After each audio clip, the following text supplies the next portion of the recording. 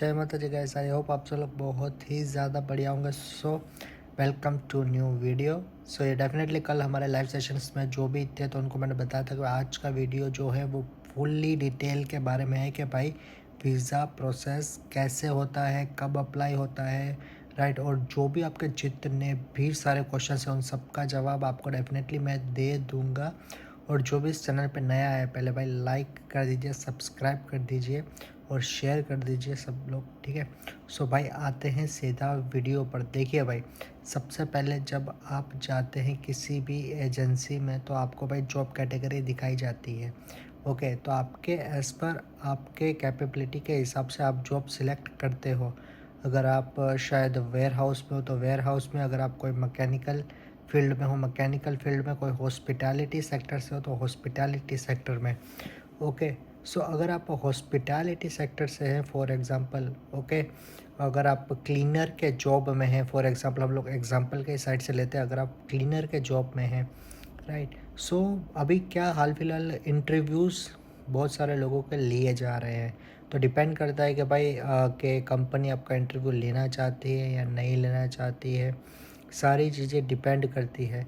लेकिन अगर इंटरव्यू ले रही है तो डेफिनेटली एजेंट के साथ उनका टाई अप होगा, तो एजेंट को बोलेंगे कि भाई हम ये वाली तारीख को इनका इंटरव्यू लेंगे।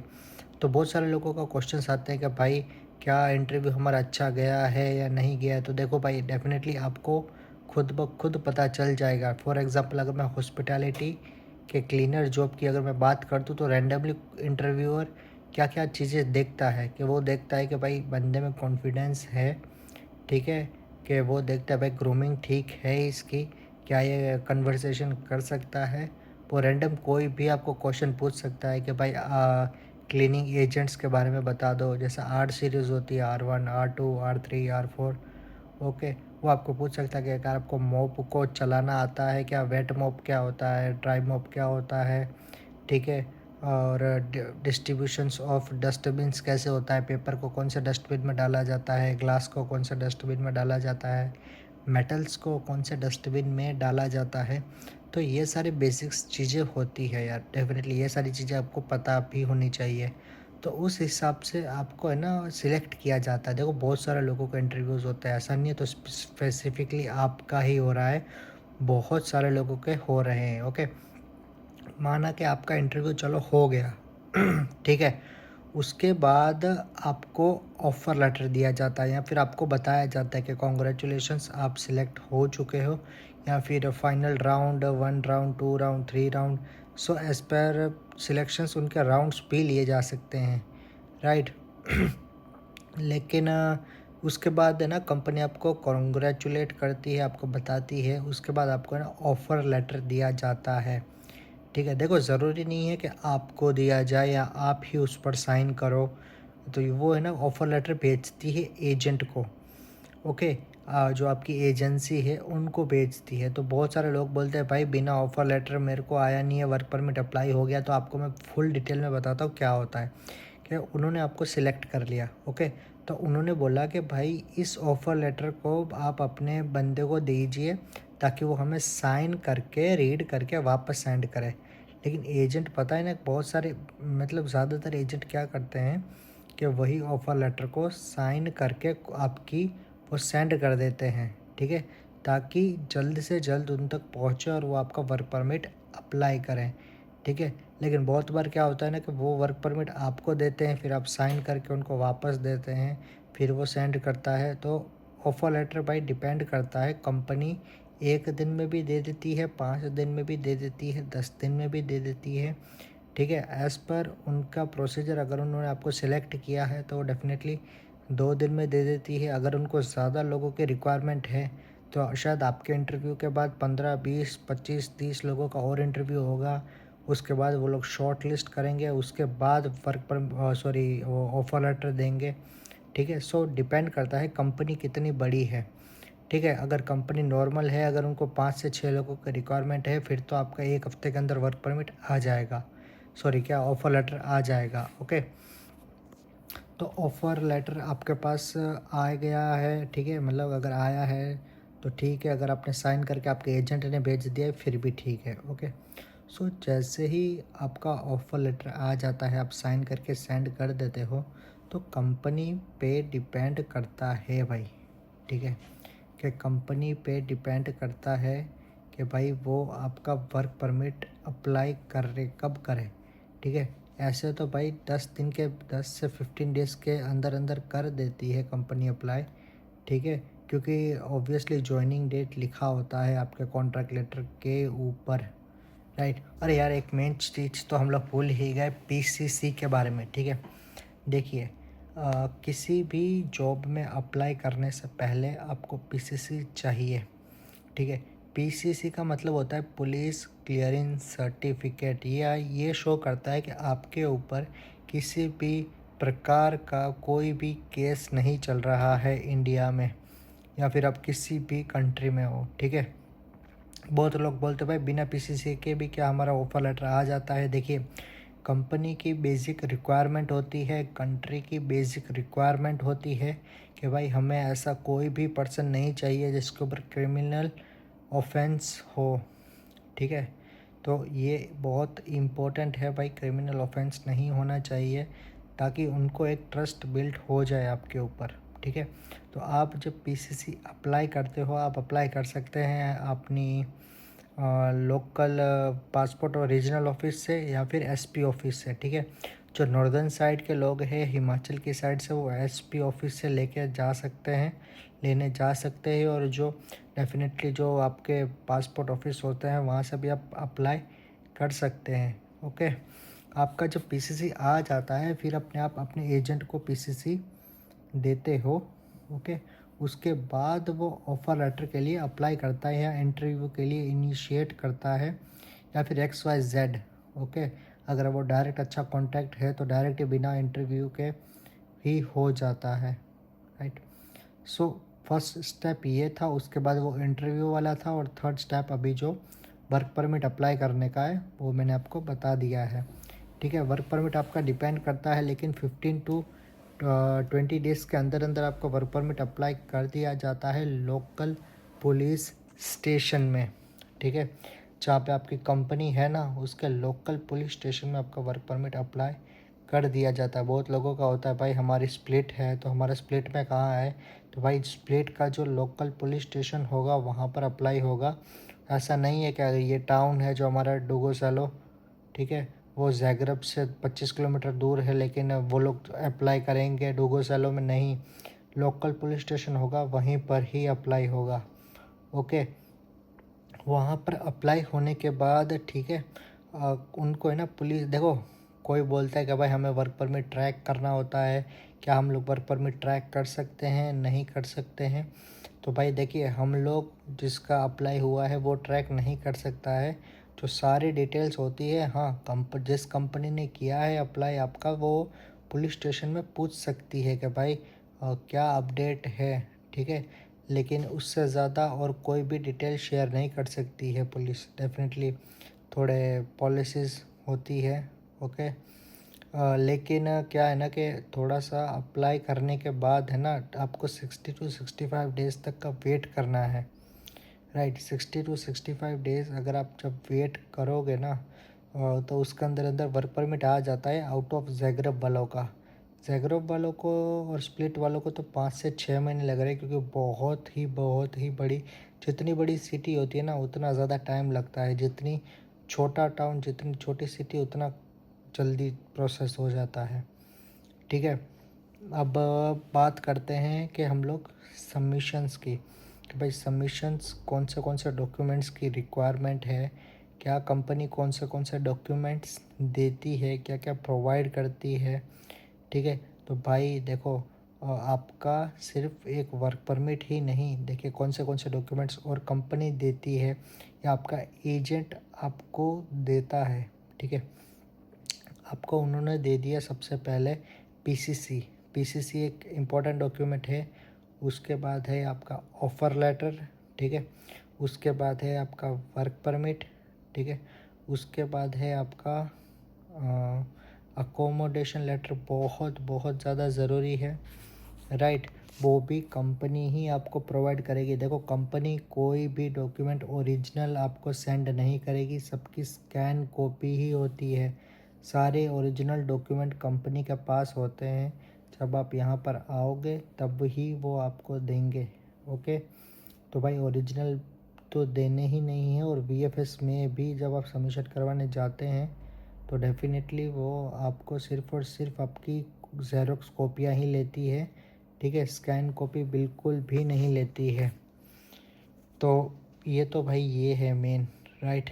सो अब फिर आपका अगर वर्क परमिट और अकोमोडेशन लेटर आ गया है, उसके बाद आपको लेनी होती है वीएफएस की अपॉइंटमेंट, ठीक है। So with in a week और 2 वीक के अंदर अपॉर्चुनिटी होती है कि अगर आपको वीएफएस में जल्दी से जल्दी अपने डॉक्यूमेंट्स को सबमिट करवाना है, ठीक है। सो वहाँ पर भी कुछ कुछ डॉक्यूमेंट्स की रिक्वायरमेंट होती है, जैसे कि एप्लीकेशन फॉर्म, ठीक है, जो वहाँ पर भरते हैं। अराउंड 2500 रुपीज़ तक का खर्चा आता है भाई एप्लीकेशन फॉर्म का। और दूसरा चीज़ होता है one way ticket, airline tickets होती है, ओके, वो वन वे की आपको करवानी पड़ती है। उसके साथ साथ आपको करवाना पड़ता है इंश्योरेंस, राइट। सो ये 3 मेन चीज़ें हैं जो आपको डेफिनेटली बहुत ही ज़्यादा इम्पोर्टेंट होती है वहाँ पर। और उसके साथ साथ आपके सारे डॉक्यूमेंट्स, आपकी पीसीसी हो गई, आपका ऑफ़र लेटर हो गया, आपका अकोमोडेशन लेटर हो गया, ओके, ये सारी तीन चीज़ें आपको ये भी लेके जानी पड़ती है। देखिए अगर किसी का रिफ्यूज़ल है, फॉर एग्ज़ाम्पल अगर किसी का फर्स्ट टाइम में रिफ्यूज़ल आया था, ठीक है, या फिर किसी भी कंट्री से रिफ्यूज़ल आया है, तो उसको अपना एक रीज़न लेटर लेके जाना पड़ता है, ओके, या कवर लेटर बोल सकते हैं उसको। कवर लेटर भी सबमिट करना पड़ता है कि भाई इस कारण, इस इशू के कारण मेरा रिजेक्शन आया था। अगर किसी का एक बार क्रोशिया में रिजेक्शन आया है, अगर वो दूसरी बार सबमिशन करने जा रहा है, ओके, सो आपको डेफिनेटली सी बात है कि आपको रीज़न लेटर सबमिट करना ही पड़ेगा। तो भाई ये तो सारी मेन चीज़ें हैं। उसके बाद टाइम कितना लगता है भाई, देखो आउट ऑफ ज़ाग्रेब वाले जो है ना, उनका तो मैं आपको बेसिकली बता दूँ तो 45 से 60 डेज़ के अंदर अंदर रिजल्ट्स आ रहे हैं, ठीक है, हाल फिलहाल। लेकिन आउट ऑफ ज़ाग्रेब वालों को थोड़ा सा सॉरी, इनसाइड द ज़ाग्रेब और इनसाइड स्प्लिट वालों को भी वीएफएस के सबमिशन के बाद थोड़ा टाइम लग रहा है, लेकिन 60 से 70 दिन के अंदर अंदर तो सबके आ ही जा रहे हैं, ठीक है। देखिए जब आपका पासपोर्ट आ जाता है, ठीक है, कुरियर के वाया, मैं तो चाहता हूँ सबके वाया ब्लू डार्ट कुरियर आ ही जाए, ओके, लेकिन आपका जब पासपोर्ट आ जाता है फिर आपको होती है एक्साइटमेंट, ठीक है। तो एक्साइटमेंट होती है कि जल्द से जल्द हम लोग पहुँचें, ठीक है, जल्द से जल्द आपको पहुंचना चाहिए। विद इन अ वीक आपको सारी शॉपिंग कर लो। देखिए आपको जो पासपोर्ट होता है ना, उसके ऊपर जो स्टैंप लगती है उसमें क्या क्या मेंशन किया जाता है ये भी मैं आपको बताता हूँ। उसके अंदर सबसे पहले आपका वीज़ा नंबर दिया गया होता है, ठीक है, राइट साइड कॉर्नर के ऊपर आप देखोगे तो वीज़ा नंबर दिया गया होता है। जो वीएफएस में आपकी फ़ोटो क्लिक की गई होती है वो फ़ोटो भी होती है। आपका फुल नेम होता है उसके अंदर, आपका एड्रेस होता है, ओके, आपका वैलिडिटी डेट दी गई होती है कब से लेकर कब तक है।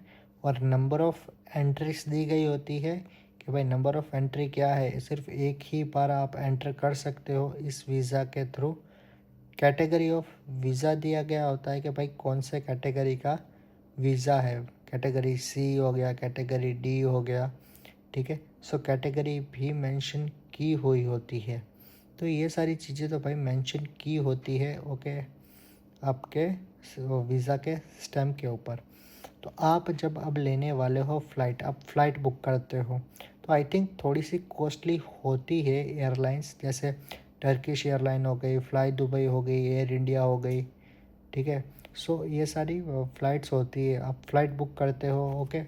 So as per the luggage आप पैकिंग भी करते हो लगेज के भाई, कुछ कुछ होती है जो 53 किलो देती है, कुछ होती है जो 34 केजीस अलाउंस करती है। सो आपको सारे डॉक्यूमेंट्स की एक एक ज़ेरॉक्स लेके जानी है, राइट।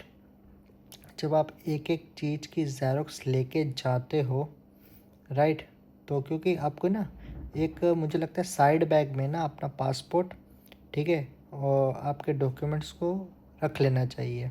बहुत सारे लोग मुझे ये भी पूछते हैं कि भाई पैसा कितना कैरी करके आएँ। तो देखो भाई, आपको मैं बेसिकली बता दूँ तो आप 300 यूरोज़ तक आप आराम से कैरी करके आ सकते हो। इमिग्रेशन में किसी भी चीज़ का कोई भी सवाल नहीं पूछा जाता है। 300 यूरोज़ तो इनफ है। लेकिन अगर किसी के पास ट्रैवल कार्ड है, ठीक है, तो फॉरेन एक्सचेंज कार्ड है, तो भाई वो बंदा वो भी यूज़ कर सकता है, उसकी भी कोई भी दिक्कत नहीं आती है, ठीक है।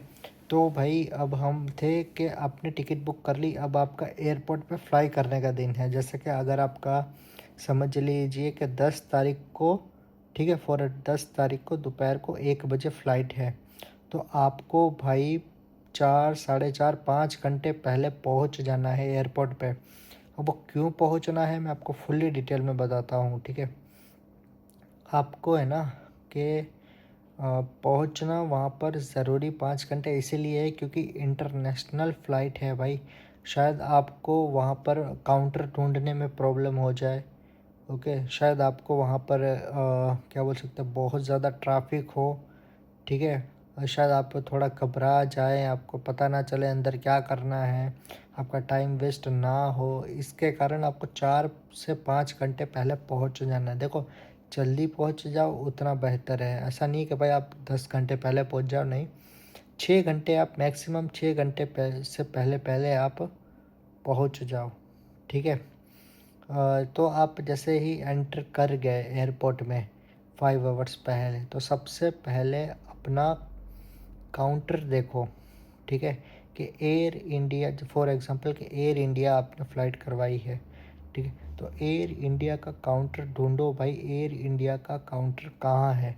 एयर इंडिया के काउंटर के, ठीक है, जब आपको मिल जाए, अगर नहीं मिलता है, कंफ्यूज हो रहे हो, तो भाई कोई भी वहाँ पर सिक्योरिटी वाला होगा, कितने भी स्टाफ होगा एयरपोर्ट का, किसी को भी पकड़ के पूछ लो कि भाई ये मेरी फ़्लाइट है, ठीक है, इसका काउंटर कहाँ है। वो आपको गाइड कर देगा कि भाई ये रहा काउंटर, ठीक है। सो भाई उस काउंटर पर जाकर अपनी टिकट दीजिएगा, राइट। आपकी जब टिकट दोगे तो वो आपको चेकिंग बैग, ठीक है, या तो ऐसा हो सकता है कि आपका बैग पहले स्कैन किया जाएगा उनकी एयरलाइन के थ्रू, एयर इंडिया जैसे हो गई, ओके। उनके उनके काउंटर के पहले ही जो होते हैं ना, वो वो होते हैं चेकिंग बैग होते हैं, ठीक है। आपके बैग्स को चेक किया जाता है स्कैनर के थ्रू, तो शायद स्कैनर के थ्रू आपके बैग्स को चेक करेंगे, उसके बाद टैग लगा देंगे अपनी एयरलाइन का, तो एयरलाइन का टैग लग जाता है, ठीक है। तो आप उसको पिक करके फिर काउंटर पे जाइए, वरना काउंटर वाले फिर से आपको भेजेंगे भाई आप फिर से जाइए, स्कैन करवा के टैग मरवा के आइए। आप एयर आपने स्कैन करवा लिया, ठीक है, टैग लगवा लिया, फिर आप आ जाते हो काउंटर पे। जब आप काउंटर पे आ जाते हो ना, फिर आपको अपनी टिकट दिखानी होती है और अपना पासपोर्ट दिखाना होता है। उसके सिवाय किसी भी चीज़ की ज़रूरत नहीं होती है वहाँ पे, ठीक है। मैक्सिमम होता है कि दोनों बोर्डिंग पास, ठीक है, उस दोनों बोर्डिंग पास आपको एक ही, जो ऑब्वियसली आपको दिल्ली से ही होती है मैक्सिमम सबकी फ़्लाइट, तो आपको दिल्ली से ही दोनों बोर्डिंग पास मिल जाते हैं, ओके। आपको आपका अपने बैगेज वहाँ पर चेक इन करवाना होता है, मतलब कि उनको दे देना होता है, और अपने पास अपना सिर्फ एक हैंड बैग और अपना ये साइड बैग होता है वो सिर्फ रखना होता है, ओके। सो ये तो हो गया भाई बात। तो आपने वहाँ पे दे दी, आपको दोनों बोर्डिंग पास दे दिए। बोर्डिंग पास में ज़्यादा मतलब का ये है कि आपका सीट नंबर ये है, ठीक है, आपका नाम है ये फुल, और उसके अंदर आपकी ई टिकट नंबर दिया गया होता है। तो ये सारी चीज़ें होती हैं कि आपका जो आगे से भी जो आपकी कनेक्टिंग फ़्लाइट है, ताकि आपको वहाँ पर भी ये सारी चीज़ें ना करनी पड़े। ज़्यादातर यही होता है कि भाई आपको री चेकिंग बैग नहीं करने पड़ते। आपने जो लगेज दिया है एयरपोर्ट में, ठीक है, पहले जगह पे डायरेक्ट आपको वहाँ पे एंड स्टेशन में ही मिलता है, ठीक है, एंड डेस्टिनेशन पे मिलता है। तो भाई उसके बाद होती है इमिग्रेशन। बहुत सारे लोगों के ये भी क्वेश्चंस थे भाई, इमिग्रेशंस में क्या सवाल पूछे जाते हैं, इमिग्रेशन हार्ड तो नहीं होती है ये वो। तो भाई इमिग्रेशन कुछ नहीं है, ठीक है। Immigration is as same as जो काउंटर होता है ना टिकट का, सेम, ठीक है। बस उसमें एक सिर्फ कांच ऐड होता है सामने उनके और आपके बीच में, और कुछ नहीं है। जब आपका ये हो जाता है ना बोर्डिंग, उसके बाद है ना आपको वहाँ पे जाते हैं आप डायरेक्ट उनके सामने, ठीक है, इमिग्रेशन में, राइट। सो इमिग्रेशन, यार मैं ना शायद मुझसे गलती हो रही है, लेकिन क्या पहले इमिग्रेशन होता है या बाद में होता है वो मुझे पता नहीं है, ठीक है। मैं मेरी पहली फ़्लाइट थी, ऑब्वियसली बात है, मैं भी थोड़ा भूल गया हूँ, लेकिन शायद या तो पहले हो जाए, ठीक है, या तो बाद में हो जाए, पता नहीं है, लेकिन शायद तो पहले ही होता है यार, मुझे तो लगता है शायद इमिग्रेशन पहले ही होता है। लेकिन देखिए कोई भी बात नहीं है, मैं अगर अच्छी तरह से क्लियरिटी लेके आपको डेफिनेटली बाद में मैं बता दूंगा, ओके। तो क्या होता है ना, देखिए इमिग्रेशन में कुछ नहीं होता है। जब आप मतलब एक क्यू सी बनी होती है, ठीक है, उस मतलब लाइन बनी होती है, लाइन में आपको स्टैंड होके जैसे ही आपका नंबर आएगा, आपके सामने एक ऑफिसर आ जाएगा, ठीक है। जैसे 1B1 जैसे हम और आप आ गए हैं, राइट। सो आपको कुछ नहीं, अपना पासपोर्ट देना है, ठीक है, और अपनी टिकट देनी है। आपको अपना पासपोर्ट और टिकट दोगे ना, तो वो पासपोर्ट देखेगा, आपको देखेगा, वो सीधा रैंडमली जैसे मैं क्वेश्चंस पूछ रहा हूँ ना वैसे पूछेगा। वो बोलेगा कि आपका नाम क्या है, आपको अपना नाम बताना है, ठीक है। तो वो बोलेगा कि भाई क्या करने जा रहे हो, ठीक है। अगर आप स्टूडेंट तो आप बोल सकते हो मैं स्टूडेंट पढ़ाई करने जा रहा हूँ। अगर आप वर्कर हो तो आप बोलोगे I am going for the work permit, for the work visa, okay, मैं वर्क करने जा रहा हूँ। वो बोलेगा कौन सा वर्क है, तो आप जैसे बोल दो कि भाई मैं हूँ डिलीवरी बॉय में, ठीक है। वो बोलेगा कि आपको कैसे मिला ये, मतलब कि जॉब अपॉर्चुनिटी कैसे मिली। आप बोलोगे मुझे एजेंसी के थ्रू मिली है, ओके। जिसका भाई जो जो भी रेफरेंसेस हैं वो बोल सकता है, कोई दिक्कत नहीं है। फिर वो बोलेगा कौन सी सिटी में है, ठीक है। तो आपको बोलना है जैसे कि ज़ाग्रेब में, बोलेगा ज़ाग्रेब में, ओके। तो वो बोलेगा बेसिक सैलरी कितनी है, तो ऑब्वियसली आपके कॉन्ट्रैक्ट लेटर में जितनी लिखी होगी आपको उतनी बोल देनी है कि 840 यूरो है, 860 यूरो है, ठीक है। तो वो बोलेगा कि फिर मेरे को तो भाई इतने ही क्वेश्चंस पूछे थे, ठीक है। फिर मुझे ऐसे देखा, बोलता है ओके जाओ, ठीक है। फिर आपको जाने देगा, बाकी और कोई सवाल नहीं। हाँ ऐसा कभी कभी ऐसा हो सकता है, कभी आपको पूछे कि भाई कितना पैसा कैरी करके जा रहे हो, तो आपको अगर आपके पास है कार्ड तो आप बोल सकते हो कि ट्रैवल कार्ड मेरे पास है, ठीक है, उसके अंदर मैंने 300 यूरोस डाले हुए हैं। तो बोलेगा ओके चलो ठीक है। बहुत बार ऐसा होता है आपसे शायद अपना आपका वर्क परमिट मांग ले, ठीक है, लेकिन नहीं मांगते हैं ज़्यादातर यार, नहीं मांगे, क्योंकि उनको भाई डेली वो इतने लोगों से मिल रहे होते तो उनको पता चल जाता है, ठीक है, कि बंदा सही बोल रहा है या झूठ बोल रहा है या कैसे बोल रहा है। और इमिग्रेशन के बाद तो आपका वही जो चेक इन होता है, ठीक है, नॉर्मल आपको बॉडी स्कैन किया जाता है, एज़ वेल एज़ आपके जो हैंड बैगेज होता है उनको चेक किया जाता है। फिर उसके बाद बस आपको अपने जो गेट नंबर होता है, ठीक है, प्लेन का, वहाँ पे बैठना है, ओके। तो भाई फिर उसके बाद फिर यहाँ पर आ जाओ, ठीक है। सीधी कनेक्टिंग फ़्लाइट ही होती है, तो आपको वहीं पर उतर के वहीं पे वेट करके फिर दूसरी फ़्लाइट में बिठा के, ठीक है, लास्ट डेस्टिनेशन पे पहुंचा दिया जाता है, ठीक है। यहाँ पर भी फिर इमिग्रेशन होता है, डेफिनेटली वहाँ पर हुआ है तो यहाँ पर भी इमिग्रेशन होता है। तो यहाँ पर भाई इमिग्रेशन का क्या है कि यहाँ पर जब आप पहुँच जाते हो ना, तब आपका वीज़ा, ऑब्वियसली बात है कि आपका वीज़ा देखते हैं, उसके बाद आपको बोलते हैं कि भाई कहाँ पर कर रहे हो वर्क, ओके। तो आप बोलोगे ज़ाग्रेब में, तो आपको उसको स्पेसिफिकली बोलना है कि भाई ज़ाग्रेब में डिलीवरी जॉब है। तो वो बोलेगा अकोमोडेशन लेटर दिखाओ भाई कि आप कहाँ पर रहने वाले हो, ओके। तो आप अपना अपना उसको अकोमोडेशन लेटर दिखाते हो, हाँ भाई चलो मैं यहाँ पे रहने वाला हूँ। फिर आपको पूछता है कि कितने यूरो कैरी करके आए हो, तो आपको बोलना है भाई 300 यूरो कैरी करके आए हैं। वो फिर आपको पूछेगा कि भाई यहाँ पे कितने साल के लिए आए हो, ठीक है। तो डेफिनेटली 1 साल का वर्क परमिट आपका होता है, तो आपको बोलना है कि 1 ईयर के वर्क परमिट के लिए मैं आया हूँ, ठीक है। उसके बाद वो बोलेगा ओके जाओ, ठीक है, अपना फिर आपको जाना है और आपकी एयरलाइन का जो बैगेज का जो होता है, ठीक है, जो काउंटर्स बने होते हैं वहाँ से बैगेज को कैरी करना है। बहुत सब लोगों के बैगेज उधर ही आते हैं यार, ठीक है। सबको वहाँ से बैगेज कैरी करना है और चले जाना है, ठीक है। तो भाई ये था फुल डिटेल में प्रोसेस कि कैसा कैसा सारा सिस्टम होता है, ओके। बाकी और भी अगर आपको कोई भी दूसरे क्वेश्चंस हैं तो आप डेफिनेटली मुझे बता सकते हैं, कमेंट सेक्शन में भी बोल सकते हैं, ओके। कोई भी दिक्कत नहीं है। बाकी किसी को कोई प्रॉब्लम हो तो डेफिनेटली मुझे बताइएगा, ठीक है। बाकी कोई भी लेटेस्ट अपडेट आती है तो मैं डेफिनेटली आपको ज़रूर बताऊंगा, ठीक है। बाकी चलिए फिर यार मिलते हैं फिर एक न्यू वीडियो के साथ। बाकी सब्सक्राइब कर दीजिएगा, ठीक है। जय माता जी, बाय, टेक केयर।